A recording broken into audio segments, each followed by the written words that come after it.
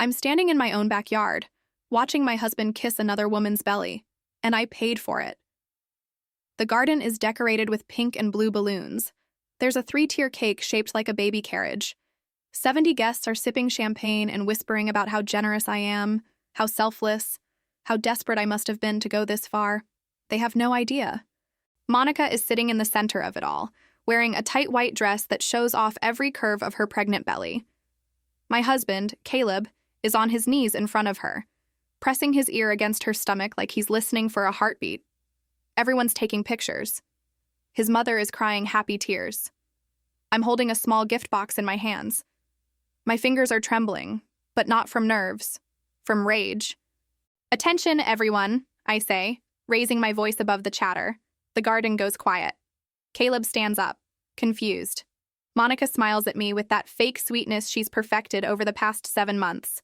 "I have a very special gift," I continue, walking toward them. "For the father."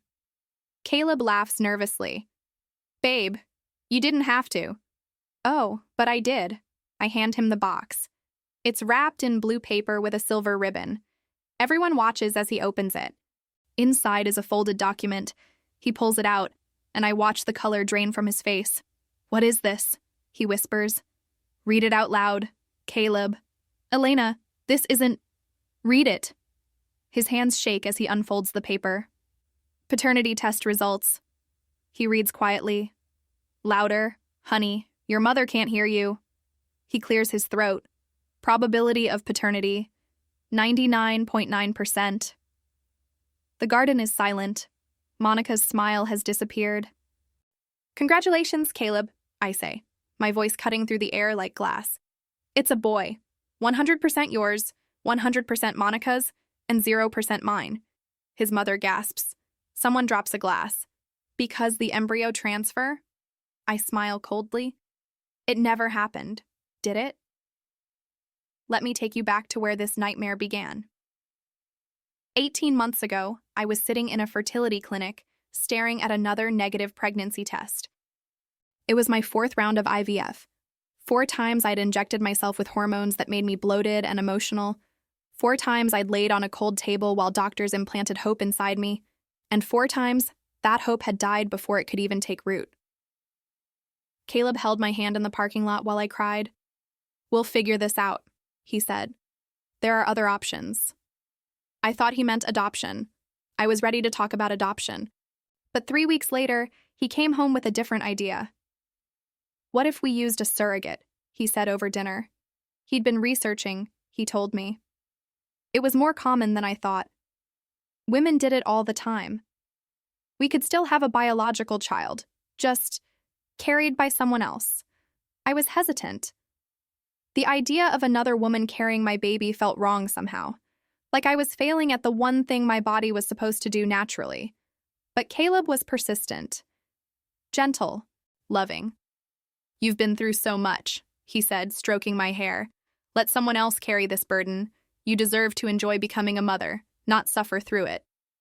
When he put it like that, how could I say no? 2 months later, he introduced me to Monica.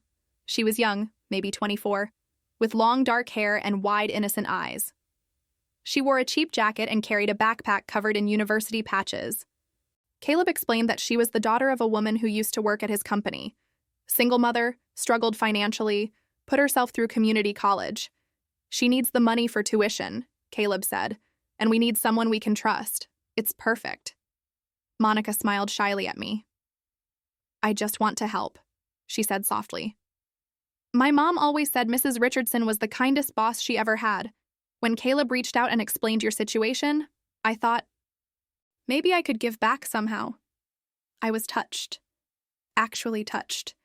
This sweet girl was willing to carry a stranger's child just to help us build a family. "We'll take care of you," I promised her. "Every single thing you need." And I meant it. Within a week, Caleb had handled all the paperwork with the fertility clinic. He said it was easier if he managed the legal and medical logistics, since I was already so emotionally drained. I was grateful. He brought home contracts for me to sign, explained the timeline, coordinated with the doctors. The embryo transfer is scheduled for March 15th, he told me. Dr. Harrison said Monica's cycle is perfect for implantation. I circled the date on our calendar with a pink marker. March 15th. The day our child would begin growing inside another woman's body. The day our lives would change forever. Except that day came and went, and I didn't think anything of it. Caleb said the procedure went smoothly. Monica texted me a photo from the clinic, or what I thought was the clinic. A white room, medical equipment in the background. She was lying on a table giving a thumbs up. "Here we go," her message said. "Sending baby dust." 2 weeks later, she sent another message. "It's positive," I screamed.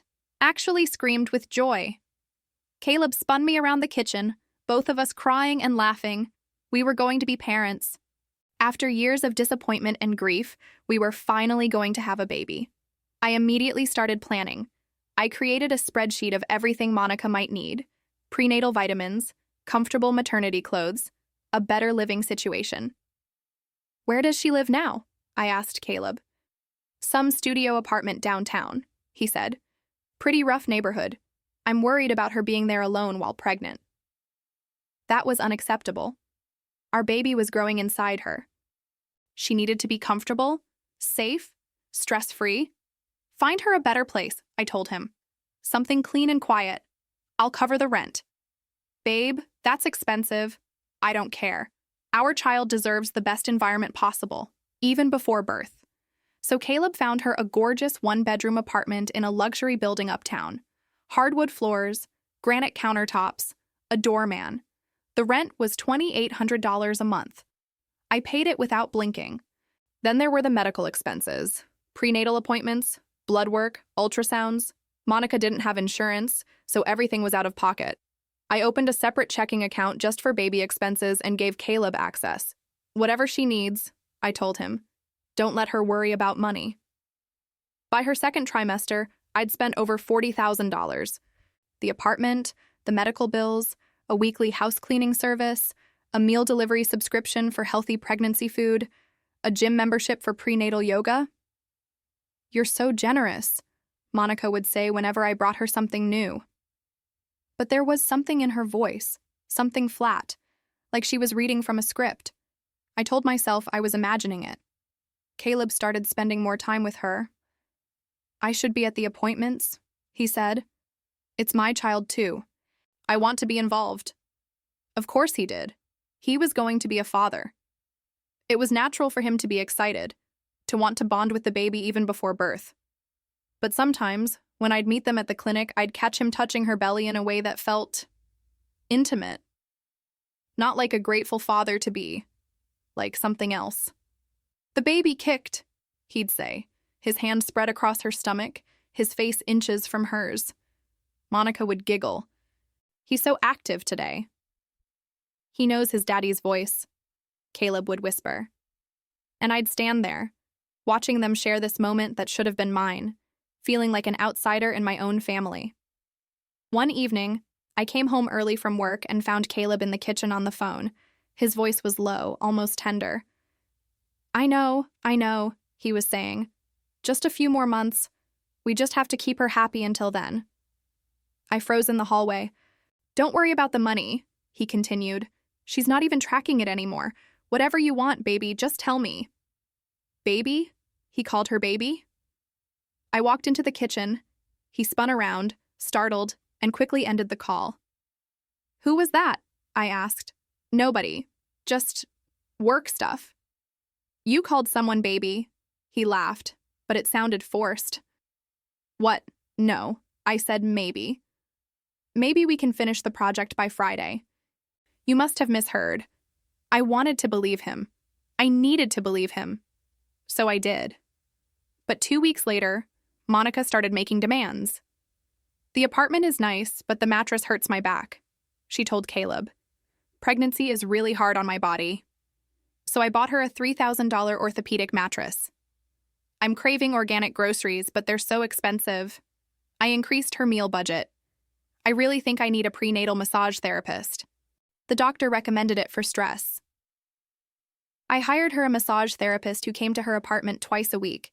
Each request was delivered through Caleb, never directly to me, and each time he'd present it with this apologetic smile, like he was just the messenger.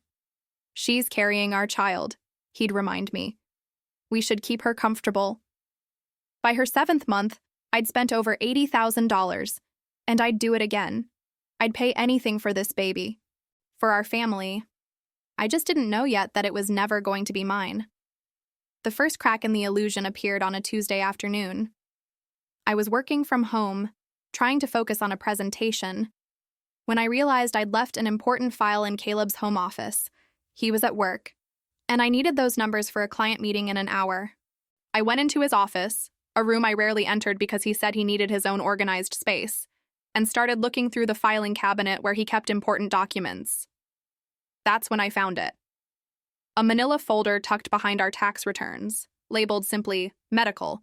Inside were receipts and invoices from a clinic called Westside Women's Health.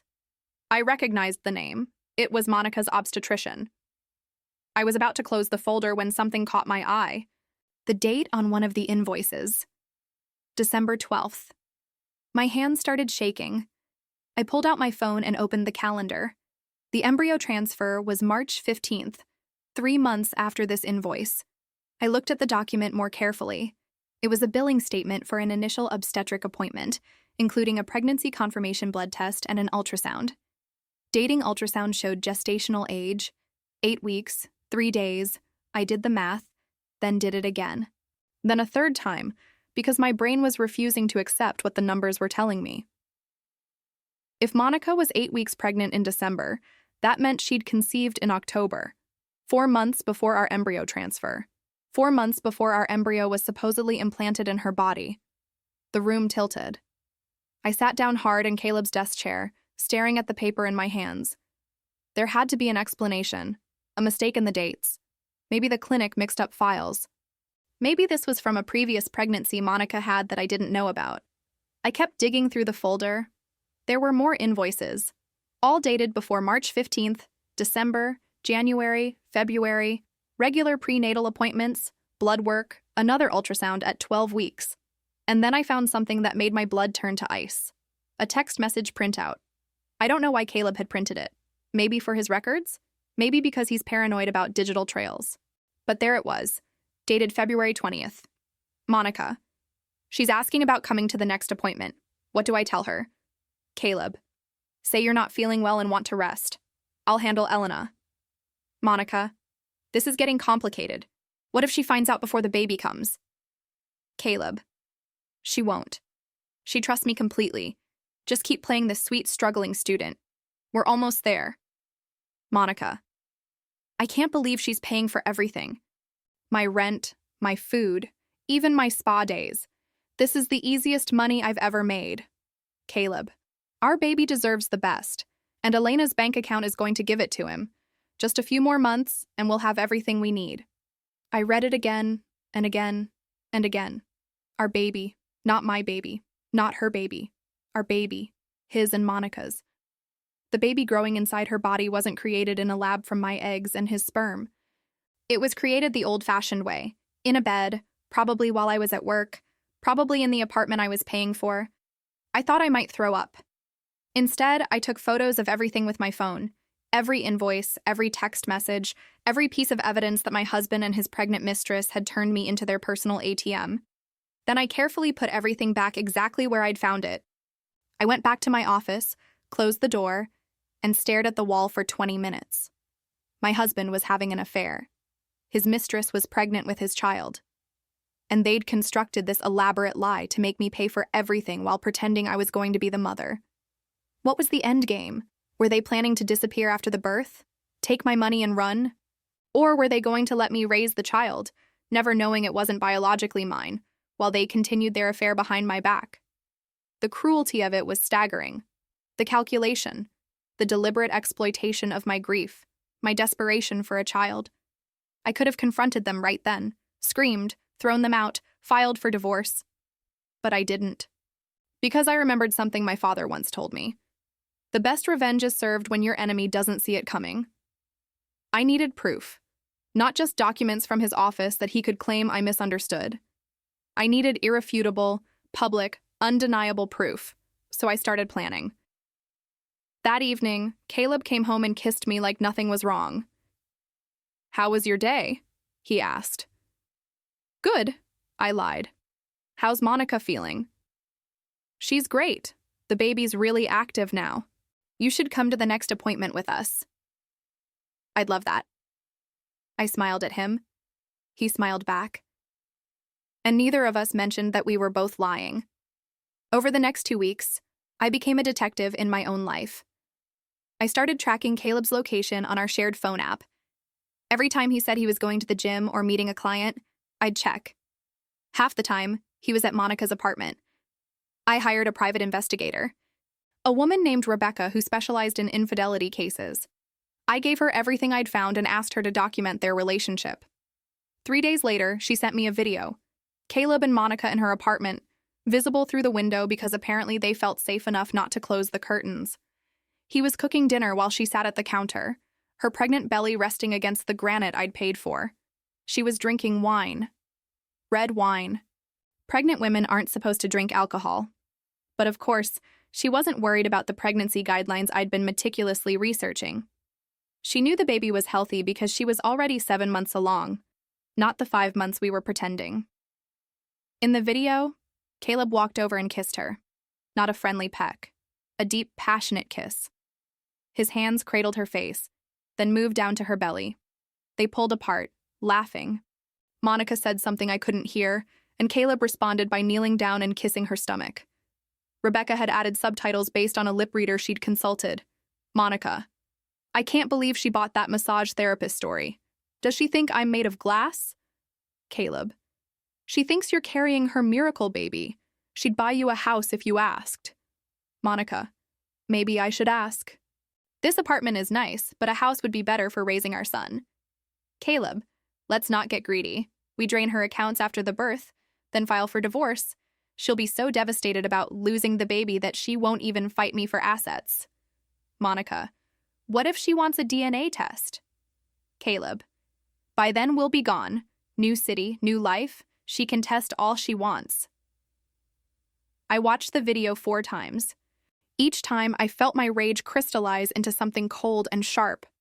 They were going to take everything: my money, my dignity, my dream of being a mother, and they thought I was too stupid, too desperate, too blinded by hope to see it, but they were wrong. I called Rebecca back. "I need you to get me a DNA sample from Monica, saliva or hair, something I can use for a paternity test." "That might be difficult without her knowing." "I'll pay extra. I need it within a week." Rebecca was good at her job. 2 days later, she called me. I posed as a market researcher at the coffee shop Monica goes to every morning, asked her to do a survey, had her spit in a tube for a taste test study. She didn't suspect a thing. I took the sample, along with hair from Caleb's brush, and sent it to a private DNA testing lab with expedited processing. The results came back in 3 days. Probability of paternity: 99.9%. Caleb was the father. Monica was the mother. I was nothing. I took the official results and had them printed on expensive paper with the lab's official seal. I wanted it to look important, authoritative, undeniable. Then I started planning the baby shower.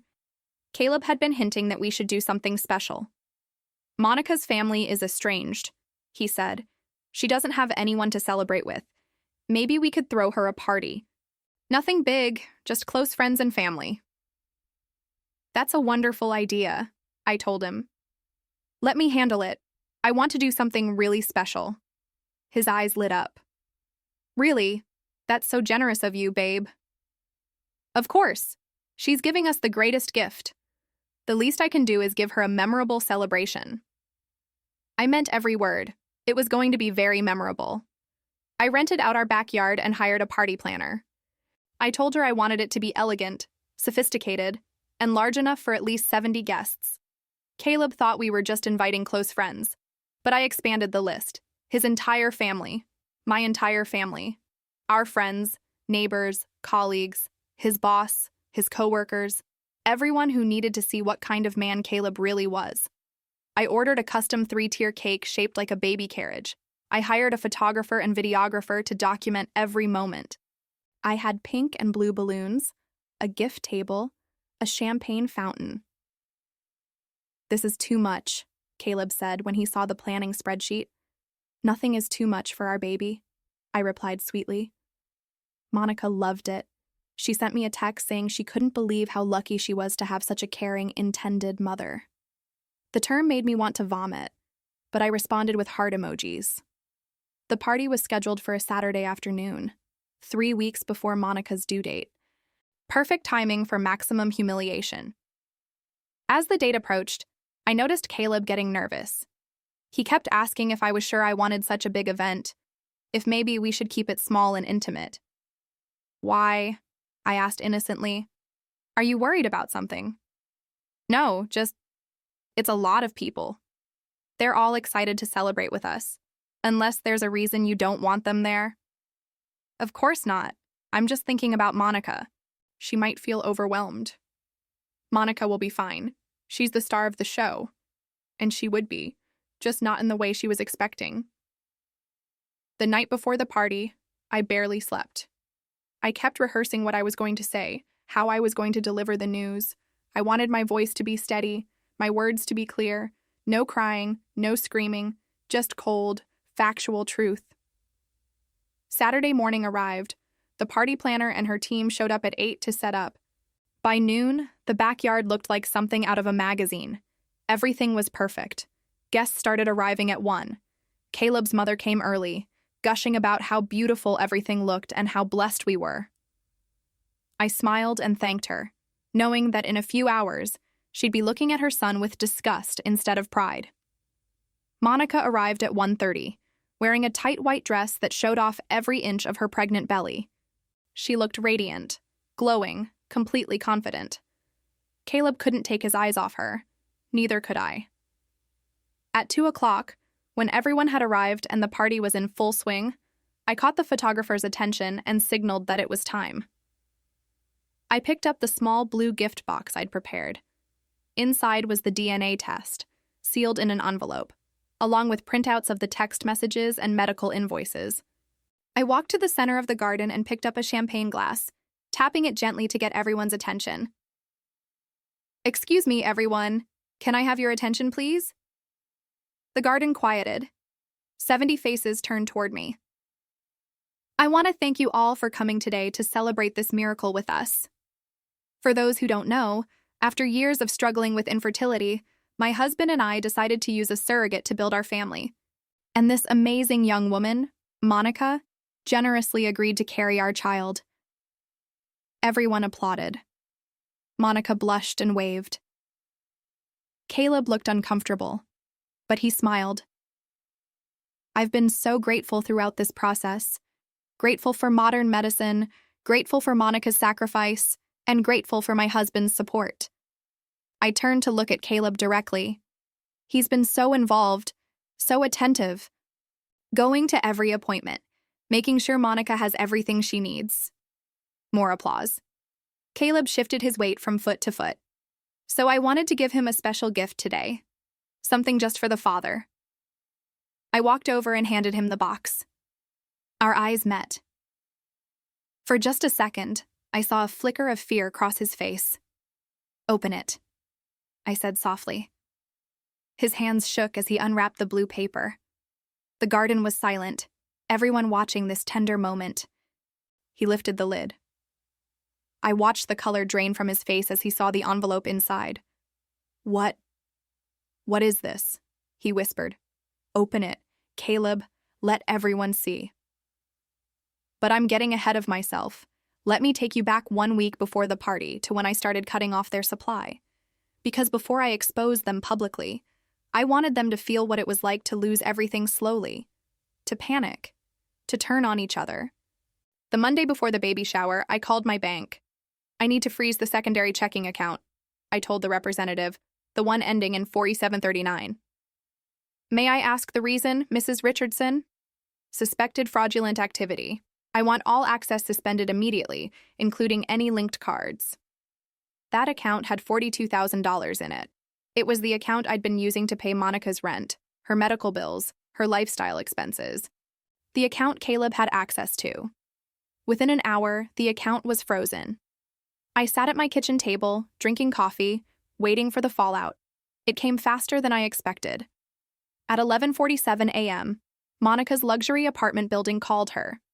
I know because she immediately called Caleb, and Caleb's phone was in his jacket pocket hanging in our hallway. I could hear it buzzing from where I sat. He didn't answer. He was in a meeting. At 12:15 p.m., the building called again. This time they left a voicemail. I could hear the doorman's voice, tinny and distant. "Miss Torres, this is Gregory from the front desk. Your rent payment was declined. The management office is asking you to come settle your account by end of business today, or we'll have to begin eviction proceedings." Eviction proceedings for non-payment. On the apartment I'd been covering for 7 months, I smiled into my coffee cup. At 1:03 p.m., Caleb finally checked his phone. I was in my home office, but I heard his voice from downstairs. What do you mean declined? That's impossible." Silence while Monica talked. Okay, don't panic. I'll figure it out. Let me call the bank." More silence. "What do you mean you tried? What did they say?" His voice was rising now, stress bleeding through. "Frozen. Why would it be frozen?" I typed an email to a client, my fingers steady on the keyboard. 10 minutes later, Caleb appeared in my office doorway. His face was flushed, his tie loosened. "Hey, babe. Weird question. Did you do something with our secondary account, the one we use for baby expenses?" I looked up from my computer, my expression perfectly innocent. "What do you mean?" "It's frozen. Monica's rent payment didn't go through." "Oh no, really?" I frowned with concern. "That's strange. Maybe it's a bank error." "You know how they are about large transactions. Can you call them? See what's going on?" "I'm slammed with work right now. Can you handle it? You have access to the account too." He hesitated. "Yeah, but it's under your name. They might need to talk to you directly." "I'll call them later tonight. In the meantime, why don't you cover the rent from your account? We can sort it out with the bank later." I watched his face carefully. He was trapped. If he had money in his personal account, this wouldn't be an issue. But he didn't. He'd been living off my income for years, saving almost nothing, spending freely because he knew I'd cover everything. I don't have that much liquid right now," he admitted. "I have some investments, but they'd take a few days to liquidate." I turned back to my computer. "Well, I'm sure the building will understand. They can wait a few days, right?" Monica's really stressed about it. The doorman said something about eviction proceedings. Over one late payment, that seems excessive. I typed a few more words. "Tell her not to worry. Worst case, she can stay here with us until we sort it out." The idea of Monica moving into our house clearly horrified him. No, that's okay. I'll figure something out." He disappeared. I heard him on the phone in his office, calling the bank, probably getting the same response. Account frozen, pending investigation, estimated resolution time 7 to 10 business days. 7 to 10 business days. The party was in 6 days. That evening, Monica called me directly. It was the first time she'd ever called me instead of going through Caleb. "Elena? Hi, it's Monica." Her voice was sweet but strained. "I'm so sorry to bother you, but there's been some mix-up with the rent payment." "Oh yes, Caleb mentioned. I'm so sorry about that. Bank error, apparently. The building is being really aggressive about it. They're saying I need to pay by Wednesday or they'll start eviction proceedings." That does sound stressful, but don't worry. We'll get it sorted out. Is there any way you could pay it directly? Maybe with a different card. Just until the bank thing is resolved. There it was. The direct ask. She was getting desperate enough to bypass Caleb and come to me. I wish I could, but my cards are all linked to that same account. I'm waiting for the bank to resolve it. I paused. Although, if you need somewhere to stay temporarily, our guest room is available. The silence on the other end was deafening. The last thing Monica wanted was to live under my roof, where I could watch her every move. That's so kind, but I think I'll be okay. I'm sure the bank will fix it soon. I'm sure they will. Try not to stress. Stress isn't good for the baby. After we hung up, I poured myself a glass of wine and imagined her sitting in that expensive apartment, surrounded by all the things I'd bought her, realizing that it could all disappear at any moment. On Tuesday, I escalated. Monica had been going to a prenatal massage therapist twice a week. $200 per session, charged to my credit card. I called the spa and canceled the standing appointment. May I ask, why? The receptionist asked. Financial constraints. We need to cut back on non-essential expenses. I also canceled the organic meal delivery service. $800 a week for specially prepared pregnancy-friendly meals. Gone. And I called Monica's obstetrician's office. Hi, I'm calling about Monica Torres's account. I've been covering her medical expenses, but I need to temporarily suspend payment authorization while we switch insurance providers. Oh, she has an appointment on Thursday. Should we reschedule? No, she can keep the appointment. Just let her know she'll need to pay out of pocket and we'll reimburse her later. The receptionist sounded uncertain. Those visits are usually around $400 without insurance. I'm sure she'll manage. Thank you. On Wednesday morning, Monica discovered the massage cancellation when she showed up for her appointment. The spa called to confirm the cancellation. She called Caleb. Caleb called me. The spa said you canceled Monica's massage therapy. Oh, did I forget to tell you? I've been reviewing our expenses and we're spending way too much. The baby's almost here, and we need to start saving for actual baby costs. Diapers, formula, childcare. A massage therapist is a luxury we can't afford right now. But her doctor recommended it, for stress. I'm sure she'll be fine without it. Millions of women have healthy pregnancies without $200 massages twice a week. Elena, what's going on? First the bank account, now this. What's going on is that I'm being financially responsible. We've spent almost $90,000 in 7 months. That's more than some people make in a year. Maybe it's time Monica gets used to a more modest lifestyle. She's carrying our child. I know, and I've been very generous. But there's a difference between taking care of someone and spoiling them. He was silent.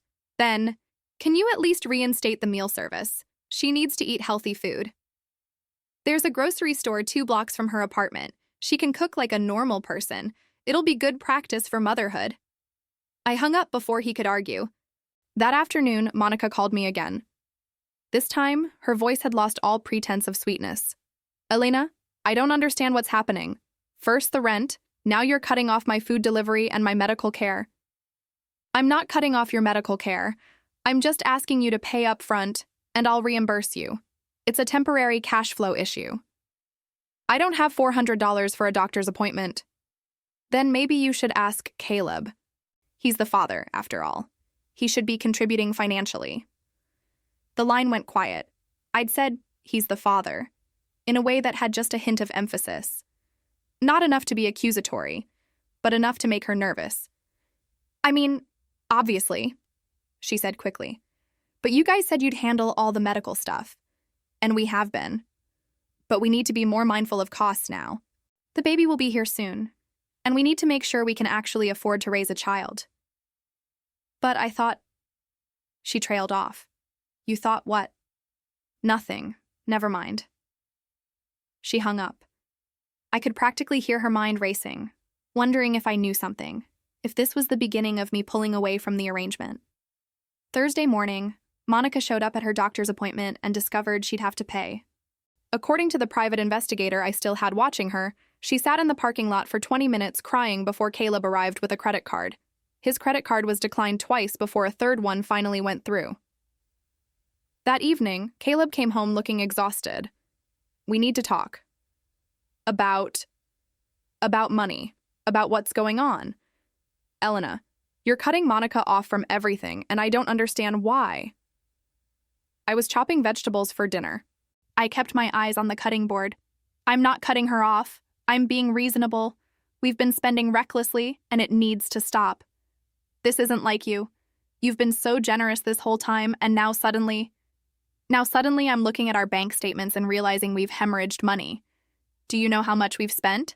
$93,000, Caleb. $93,000. For our child. For her lifestyle. The apartment, the spa treatments, the organic gourmet meals. We're not celebrities. We can't afford to treat a surrogate like a princess. She's not just a surrogate, she's... He stopped himself. I looked up. She's what? She's carrying our baby. She deserves respect and care. And she's getting it, just not at an unsustainable financial level. He ran his hand through his hair. The building is serious about evicting her. She got another notice today. If we don't pay by tomorrow, they're starting legal proceedings. That's unfortunate. Unfortunate? Elena, where is she supposed to go? She's 8 months pregnant. I told her she could stay here. She doesn't want to stay here. Why not? I tilted my head, curious. If we're going to be raising this baby together, shouldn't we all get comfortable with each other? Maybe she could move into the guest room for the last month? That way I could help with anything she needs. We could go to appointments together. Really bond. The horror on his face was almost comical. That's not necessary. She values her privacy. Her privacy, or your time alone with her? What? Nothing.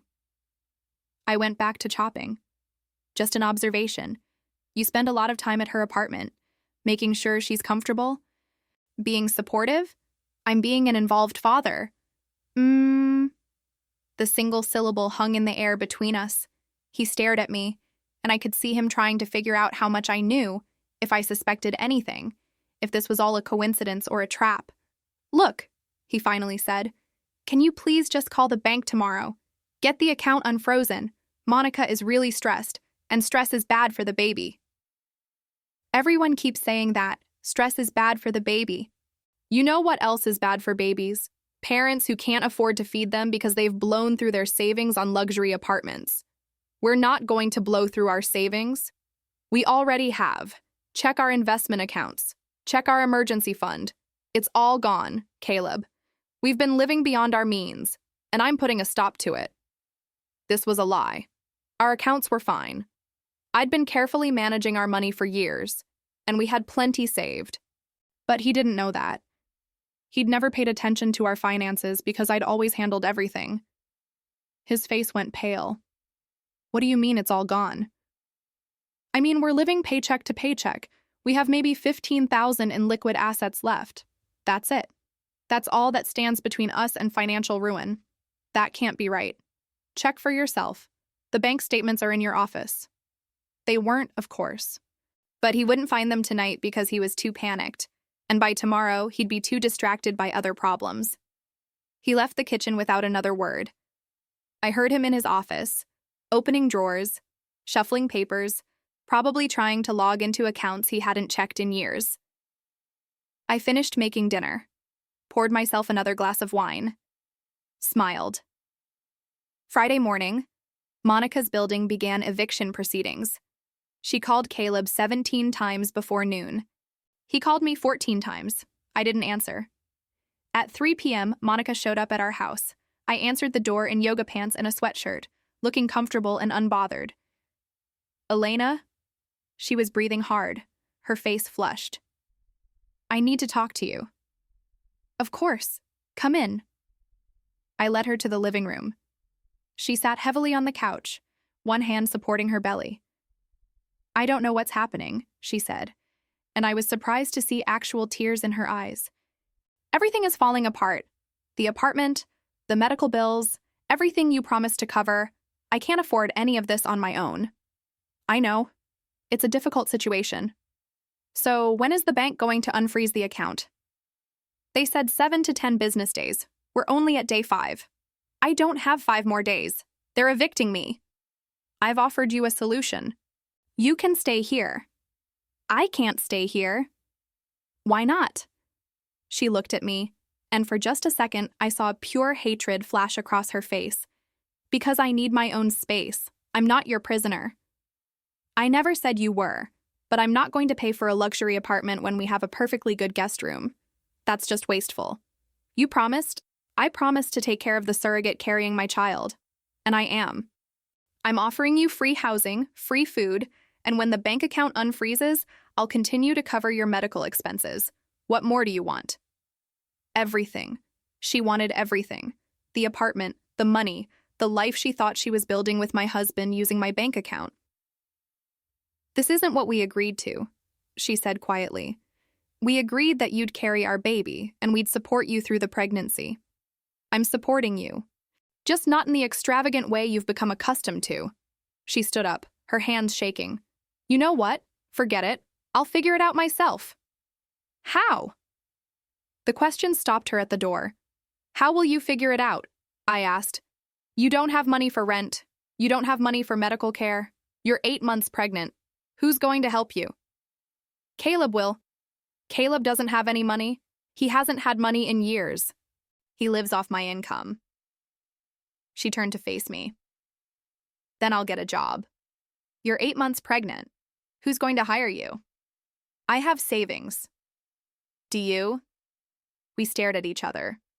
Both of us knew she was lying. She'd spent everything I'd given her and more. The private investigator had shown me her credit card statements, designer maternity clothes, expensive dinners, spa days beyond what I was paying for. She'd been living like a celebrity, assuming the gravy train would never stop. "Get out of my house, Monica." She blinked. "What?"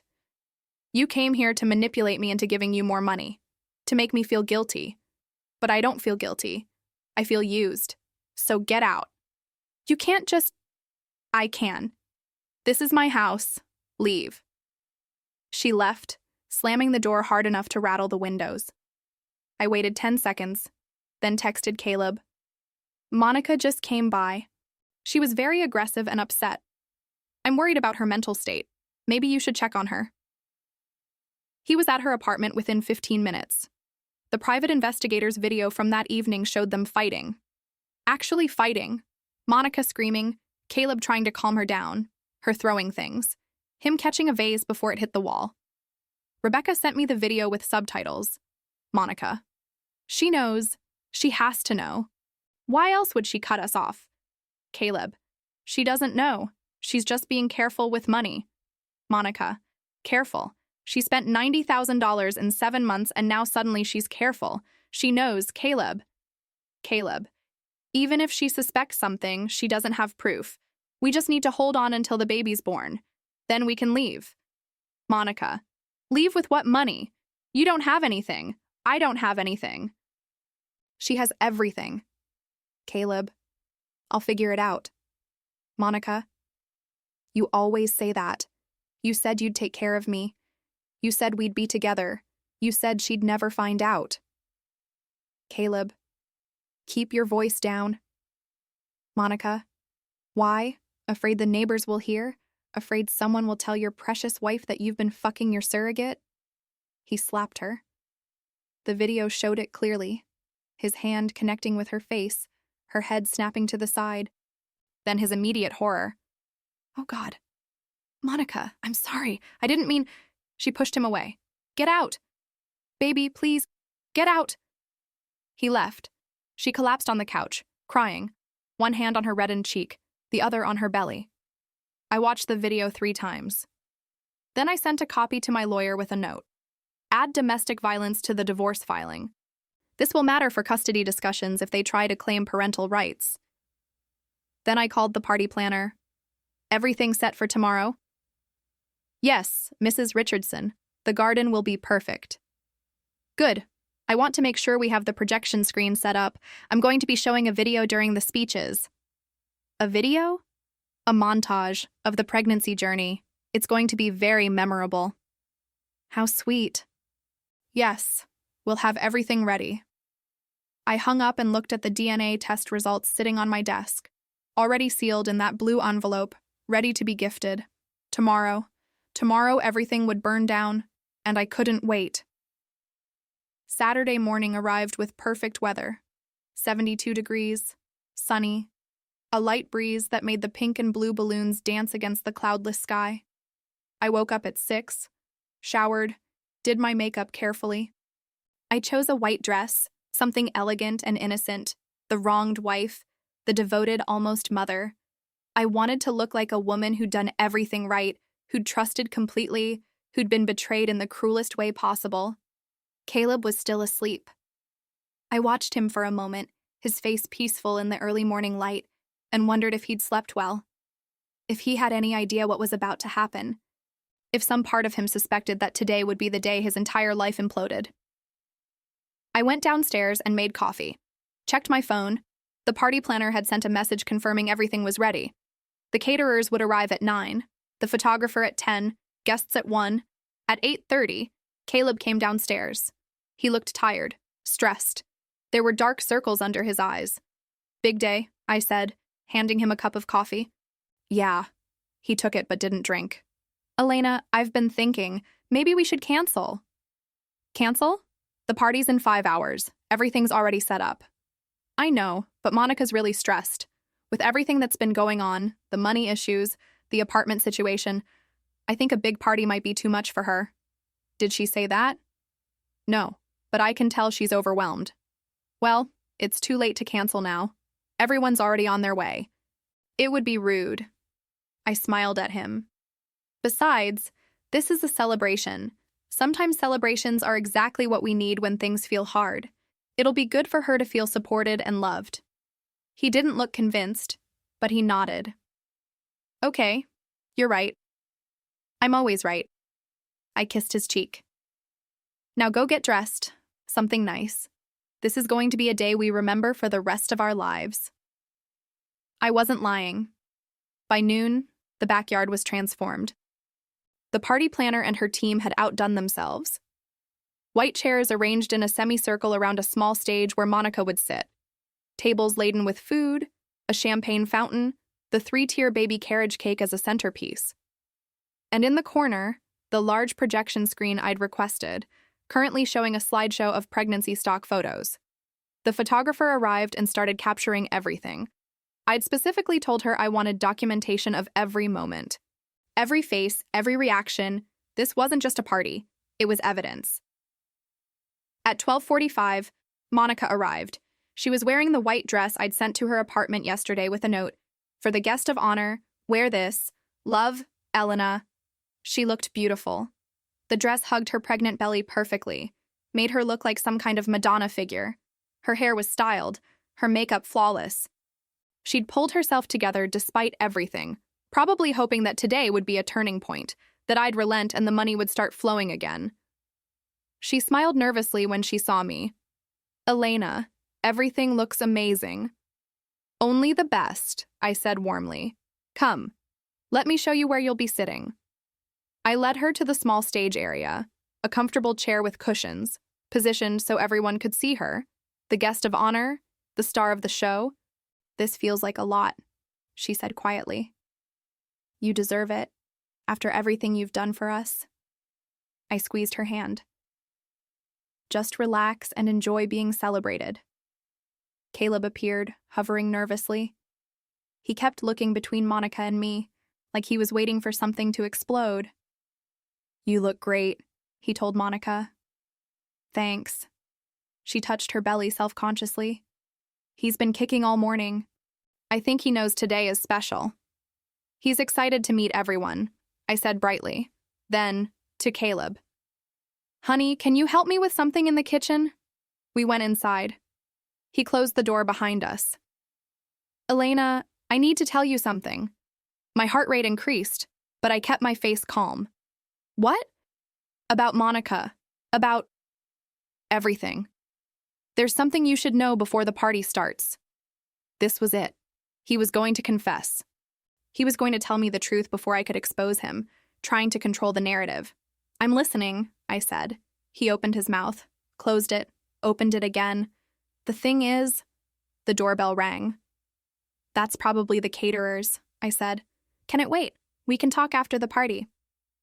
He looked torn. Yeah, okay. After the party." I went to answer the door. It wasn't the caterers. It was his mother, my mother-in-law Patricia, arriving early with an armful of gifts. "Elena, darling," she hugged me. I couldn't wait.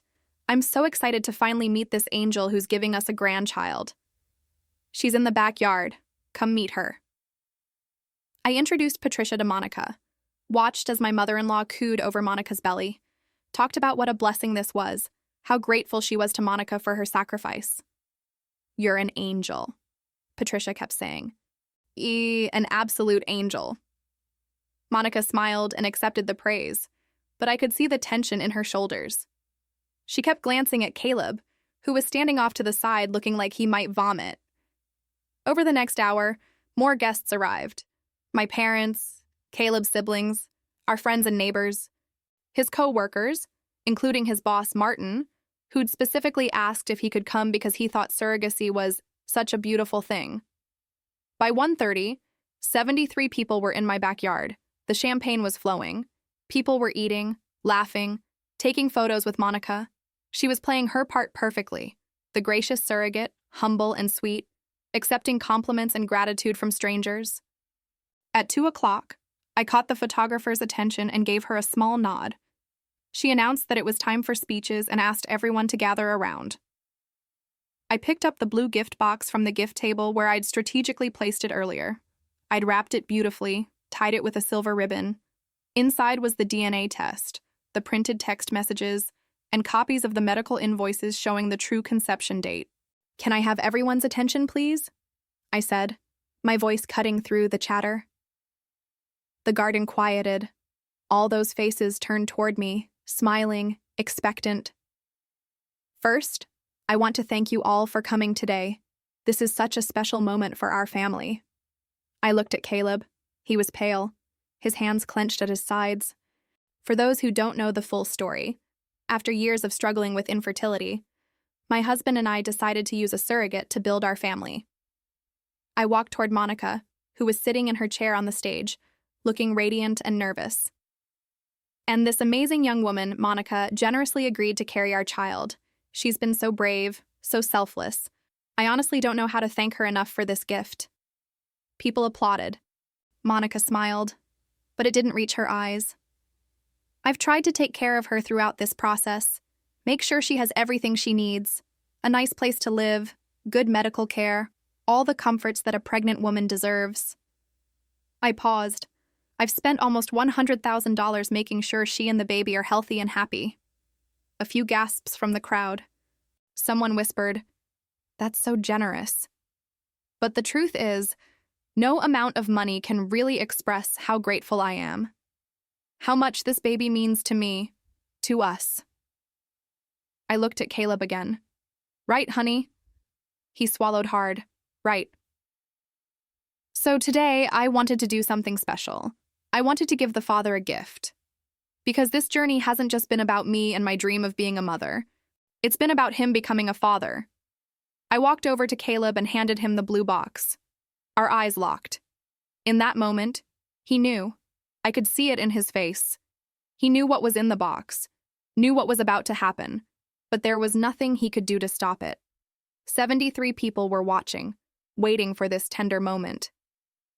"Open it," I said softly. His hands trembled as he took the box. "Elena, maybe we should..." "Open it, Caleb. Everyone's waiting." He looked around at all those expectant faces. His mother, beaming with pride. His boss, smiling encouragingly. Our friends, phones out and recording. Slowly, he unwrapped the blue paper, lifted the lid, saw the envelope inside. "What is it?" Patricia called out. "What did she get you?" Caleb pulled out the envelope. His face had gone from pale to gray. "It's a DNA test," I announced to the crowd, because I wanted to be absolutely sure about our baby's paternity. Nervous laughter from a few people. Someone said, "That's unusual for a surrogate situation." "Open it," I told Caleb. "Read the results. Elena, please, read it." His hands shook so badly he could barely unfold the paper. He stared at it for a long moment, then looked up at me with something like desperation in his eyes. Out loud, "Caleb, so everyone can hear." He cleared his throat. His voice came out barely above a whisper. "Paternity test results." Louder. "Paternity test results," he said again, stronger now. "Alleged father, Caleb Richardson. Mother, Monica Torres. Child, unborn fetus. Sample collected via amniocentesis." Monica made a small sound from her chair. I glanced at her.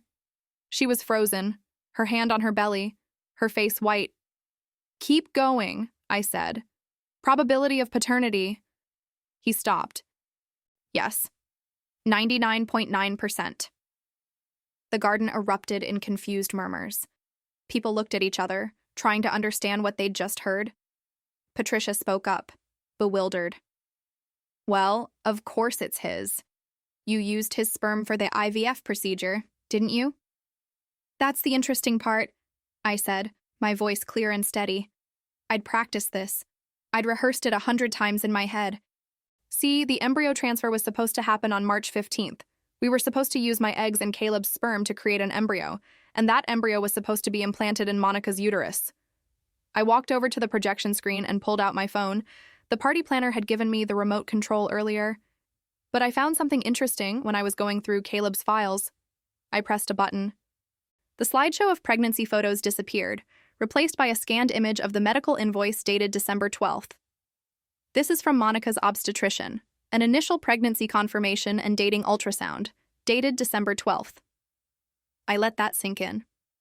4 months before our embryo transfer. The murmurs got louder. I could see people doing the math, their faces changing from confusion to understanding to shock. The ultrasound showed she was already 8 weeks pregnant in December, which means conception happened in October. I turned to look at Caleb and Monica. 4 months before we supposedly created an embryo together. Patricia stood up from her chair. "I don't understand. What are you saying?" "I'm saying there was no embryo transfer. There was no IVF procedure. Monica was already pregnant when Caleb introduced her to me as our surrogate." I smiled, but there was no warmth in it. Pregnant with his child. Conceived the old-fashioned way. The garden exploded. Everyone talking at once, voices raised in shock and confusion. Patricia's hand was over her mouth, her eyes wide with horror. My own mother looked like she might faint.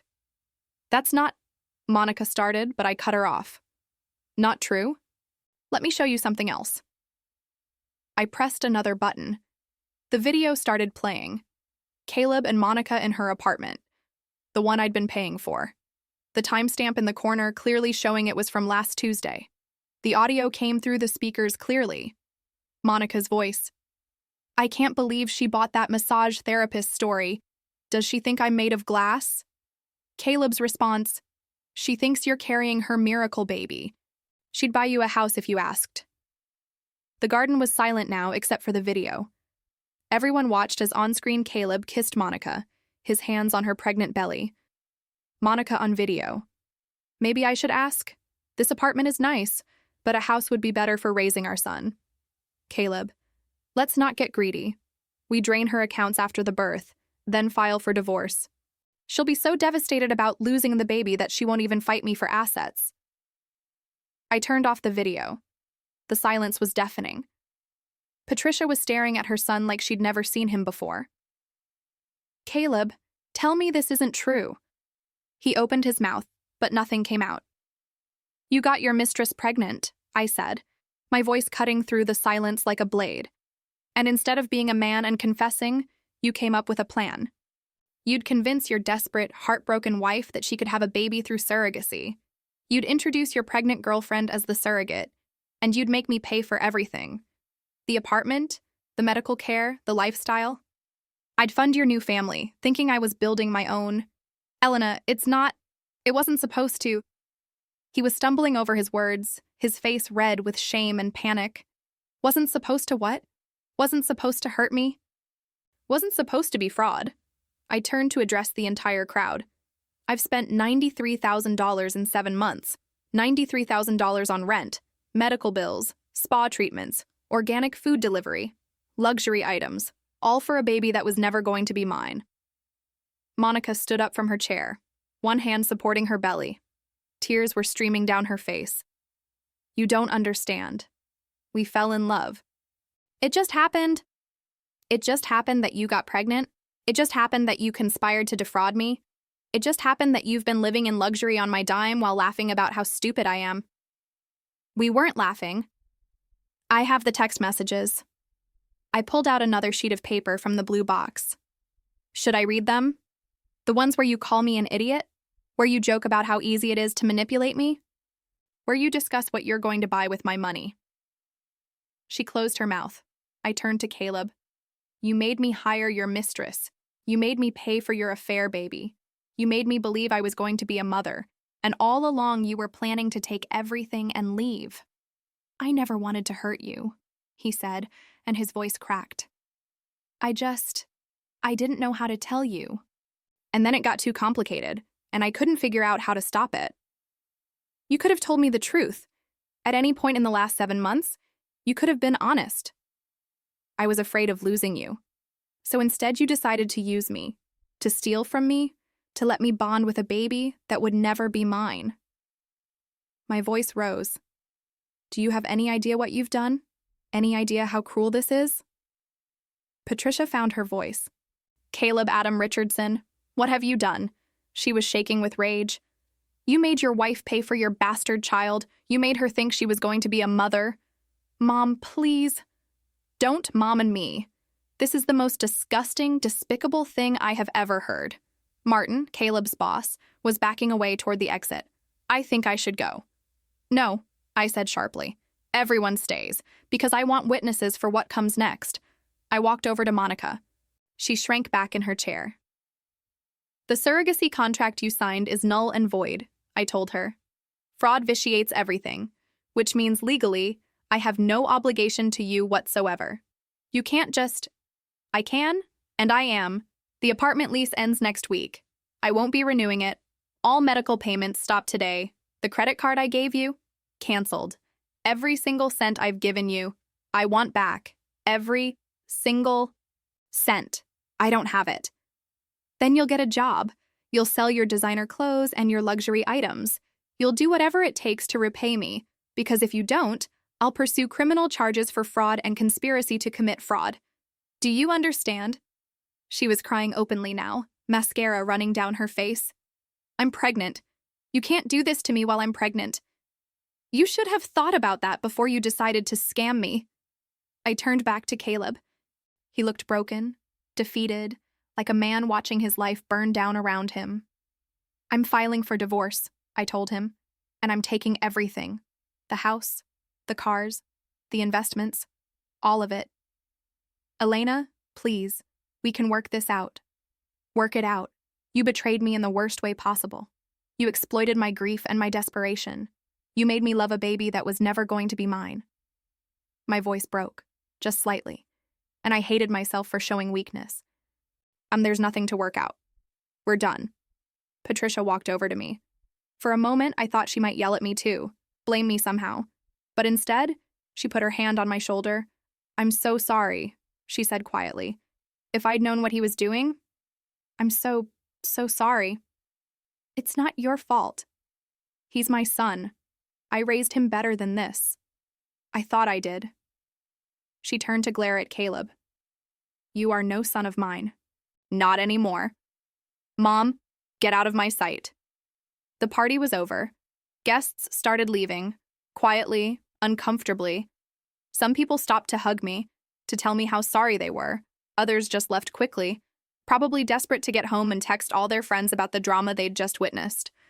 Within 20 minutes, the garden was empty except for me, Caleb, Monica, and Patricia. Monica was still sitting in her chair, crying. Caleb was standing frozen in the middle of the garden, that blue gift box still in his hands. "You need to leave," I told them both. "Now." "Where are we supposed to go?" Monica sobbed. "That's not my problem anymore. You wanted each other so badly. You wanted this baby so badly. Now you have each other. Good luck raising a child with no money and no support." "Elena, please." Caleb started. "Get out of my house." He finally moved. He walked over to Monica, helped her up from the chair. She leaned on him heavily as they walked toward the side gate. At the exit, he turned back to look at me one more time. "I really am sorry," he said. "I don't care." They left. Patricia stayed with me for a while, helping the party planners team clean up the decorations, taking down the balloons, boxing up the untouched cake. "What are you going to do now?" she asked. I looked around at my backyard, still decorated for a celebration that never happened, for a baby that was never mine. I'm going to rebuild, I said. Alone. 3 months later, I was sitting in a conference room at my attorney's office, watching Caleb sign away his future. He looked terrible, thinner, older somehow, with gray creeping into his temples that hadn't been there before. His suit was wrinkled, and there was a coffee stain on his tie. The man who'd always prided himself on looking sharp, on maintaining appearances, had given up. Monica wasn't with him. I'd heard through Patricia that they'd had the baby 6 weeks ago. A boy, like they'd planned. They'd named him something I didn't care to remember. My attorney, Margaret Chen, slid the final document across the table. This is the settlement agreement. Mrs. Richardson retains full ownership of the marital home, both vehicles, all investment accounts, and the retirement funds. Mr. Richardson will be responsible for repaying Mrs. Richardson the $93,000 fraudulently obtained, plus interest, through monthly payments of $2,000. That'll take me 4 years, Caleb said quietly. Should have thought of that before you committed fraud, Margaret replied without sympathy. I'm also living in a 1-bedroom apartment and working 2 jobs to afford child support for a baby that… He stopped himself. A baby that what? I asked. A baby that you actually wanted? That you chose to create? He didn't answer. Sign the papers, Caleb? He picked up the pen. His hand hovered over the signature line. I really did love you, he said, not looking at me. At the beginning, before everything got so complicated. You loved my money. You loved having someone take care of you while you played house with your mistress. It wasn't like that. Yes, it was. Sign the papers. He signed. Each document, one after another. The divorce decree, the property settlement, the fraud repayment agreement. When he was done, Margaret collected everything efficiently and stood. We're done here. Mr. Richardson, you have 30 days to vacate the premises. Mrs. Richardson has agreed to let you remove your personal belongings, but all furniture, artwork, and household items remain with her. 30 days, he repeated numbly. Be grateful she's giving you that much, Margaret said. She could have had you removed immediately. After he left, Margaret turned to me. How are you feeling? Lighter, I said honestly, like I'm finally breathing again. Good, because I have some news you'll want to hear. Monica Torres filed for child support. Caleb's income is being garnished. Between what he owes you and what he owes her, he's bringing home about $800 a month. Is that legal? Can they take that much? Barely legal, but yes. He signed agreements that allow it. He'll be living on ramen and desperation for the next several years. I should have felt bad, but I didn't. What about Monica? She's living with her mother in a 2-bedroom apartment in a rough part of town, working night shifts at a call center while her mother watches the baby. The mother's not happy about the situation. Apparently, she's quite vocal about how her daughter ruined her life for a man who can't even afford diapers. They deserve each other. They probably did once, but from what I hear, they're not even together anymore. He visits the baby twice a week, but they fight every time. Something about him blaming her for pushing him to do the surrogacy scam, and her blaming him for not being rich like he'd promised. I thought about that. The two of them, trapped in separate miserable lives, connected only by a baby they couldn't afford, and a scheme that had destroyed everything. The romance that had seemed worth ruining a marriage for had evaporated the moment reality set in. Good, I said. Margaret smiled. You know, I've handled a lot of divorce cases, but I have to say, yours was particularly satisfying. Usually the cheater gets away with something. Not this time. Not this time, I agreed. I walked out of that office and into the late autumn sunshine. The air was crisp, clean. I'd taken the afternoon off work, given myself permission to close this chapter properly. I drove to a coffee shop I liked, the kind with comfortable chairs and good natural light, ordered a latte and a pastry, sat by the window and watched people walk by. A woman passed with a stroller. I felt the familiar ache, but it was duller now. Manageable. The grief of infertility didn't disappear just because the marriage ended, but it was my grief to carry now, not something to be exploited. My phone buzzed. A text from Patricia. Lunch next week? My treat. Want to check on you? I smiled. Patricia had been surprisingly loyal throughout the divorce. She'd testified on my behalf about Caleb's character, helped me document his spending patterns, even offered to pay for part of my legal fees, though I'd declined. She'd lost a son, in a way, but gained a daughter. I texted back, "Yes. Wednesday work for you?" Another text came through, this one from my friend Sarah. "Coffee this weekend? I have someone I want you to meet." I hesitated. Then, "A friend or a setup?" "A friend, but he's single, kind, and has a real job. No pressure, just coffee." I thought about it. 6 months ago, I would have said no immediately. But now? Okay, but just coffee. Just coffee. Promise. I finished my latte and headed home. My home now, fully. Caleb had moved out 2 weeks ago, taking only his clothes and his laptop. Everything else, the furniture we'd bought together, the art we'd collected, the life we'd built, was mine. I'd thought it would feel empty without him, but it didn't. It felt clean, honest, like a space I could finally breathe in. I spent the evening reorganizing. I moved some furniture around, took down photos that included Caleb, replaced them with pictures of my friends, my family, places I'd traveled. I made the house mine in a way it had never been when he lived there. Around 9 p.m., there was a knock at my door. I opened it cautiously. It was a delivery person with a large box. "Elena Richardson." "Yes? Delivery for you? Need a signature." I signed and brought the box inside. There was no return address, just a label that said, "New Beginnings Foundation." Inside were pamphlets and information packets about adoption, domestic, international, foster to adopt. Everything carefully organized, with handwritten notes on Post-its, Patricia's handwriting. "Just in case you're ready," one note said. "Whenever you're ready, no rush." I sat on the floor surrounded by papers about children who needed homes, families that could be built through choice instead of biology. And for the first time in months, I felt something other than anger or grief. I felt hope. Not today. Maybe not even next year. But someday, when I was ready, I could be a mother. Not the way I'd planned, not through IVF or surrogacy or any of the painful, expensive methods I'd tried, but through intention, through choosing a child who needed a home and choosing to love them. The baby Caleb and Monica had wasn't mine, would never be mine. And that was okay, because somewhere out there was a child who needed what I had to offer, and I would find them when the time was right. I picked up my phone and called Patricia. "Did you get the box?" she asked immediately. "I did, thank you." "I hope it's not too soon. I just thought, you'd be such a good mother, Elena. You deserve that chance." "I don't know if I'm ready yet." "You don't have to be ready today. Just don't give up on the dream. Find a different path to it." We talked for a while longer.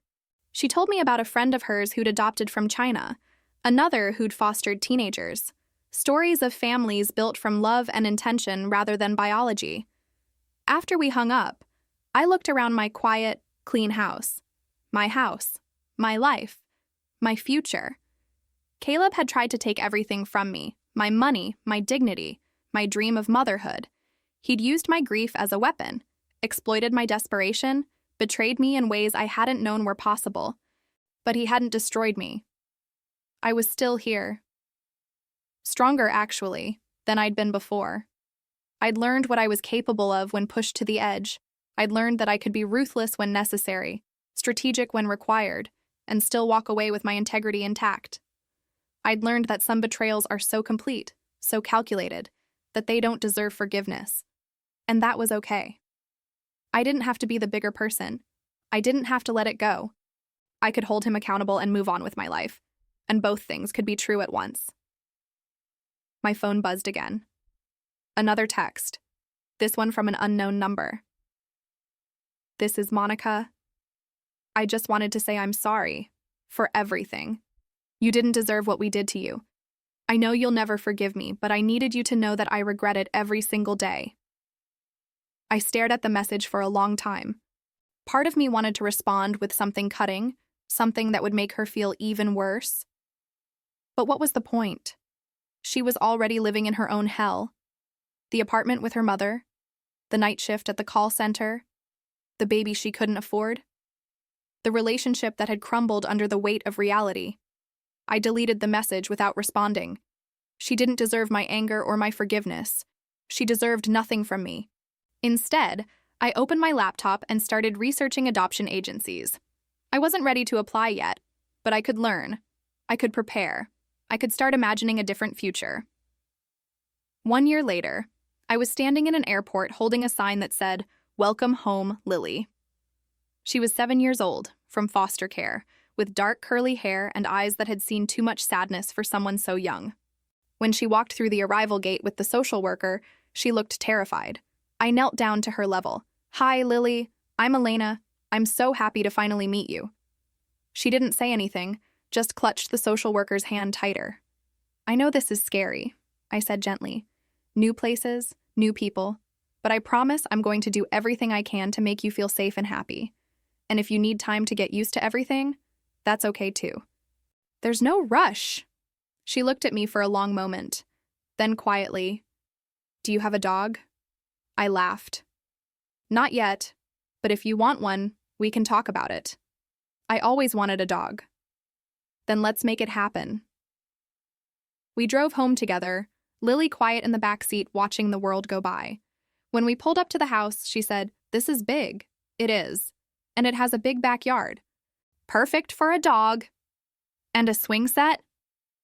"We can get a swing set too." She smiled then, just a little. It was tentative, fragile, like she was afraid to trust that good things might actually happen to her. I knew that feeling. I'd felt it myself not so long ago. But I also knew that good things did happen.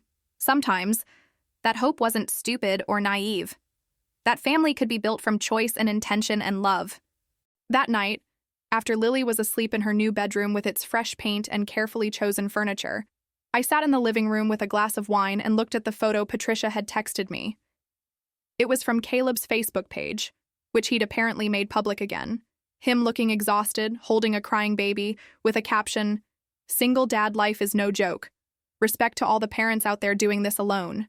Patricia had added, he tagged it, "Blessed Dad." The audacity. I laughed. Actually laughed, because it was ridiculous. He'd chosen this life. He destroyed his marriage, alienated his family, bankrupted himself, all for a relationship that had lasted less than a year after the baby was born. And now he was performing fatherhood on social media, fishing for sympathy, pretending he was some kind of hero for taking care of the child he'd created through an elaborate fraud scheme. Meanwhile, I was here, in my beautiful home, with a daughter who was mine through choice, who I would love and protect and give everything I had, a family built on honesty instead of lies. I deleted Patricia's text and put my phone away. Caleb Richardson was my past, a painful chapter, a lesson learned, a cautionary tale about trust and betrayal. But Lily was my future, and that future was bright. Somewhere across town, in a cramped apartment, Caleb was probably changing a diaper and calculating whether he could afford groceries this week. Monica was probably at her call center job, answering phones and watching the clock, counting down the hours until she could go home to a baby and a mother who resented her choices. They'd tried to sell a lie, they'd tried to build a life on my money and my grief, but the truth had been born anyway, and it had cost them everything. As for me, I'd lost a husband I'd never really had, a baby that was never meant to be mine, and $93,000 that I'd eventually get back, $2,000 per month for the next several years. But I'd gained something more valuable. I'd gained myself back, my dignity, my strength, my ability to trust my own judgment, and I'd gained a daughter who needed a mother as much as I needed to be one. In the end, they'd tried to take everything. But I'd built something better from the ashes, and that was the best revenge of all. The truth is always born. It might take 9 months or 9 years, but it arrives eventually. And when it does, it doesn't care about your plans or your lies or your carefully constructed scams. It just exists, pure and undeniable, demanding to be acknowledged. Caleb and Monica thought they could hide the truth inside a belly, wrap it in a contract, dress it up as generosity and sacrifice. But truth doesn't stay hidden. It grows, it kicks, it makes itself known. And when it finally emerges, it changes everything. They sold me a lie in a womb, but the truth was delivered anyway, and it cost them everything they'd tried to steal.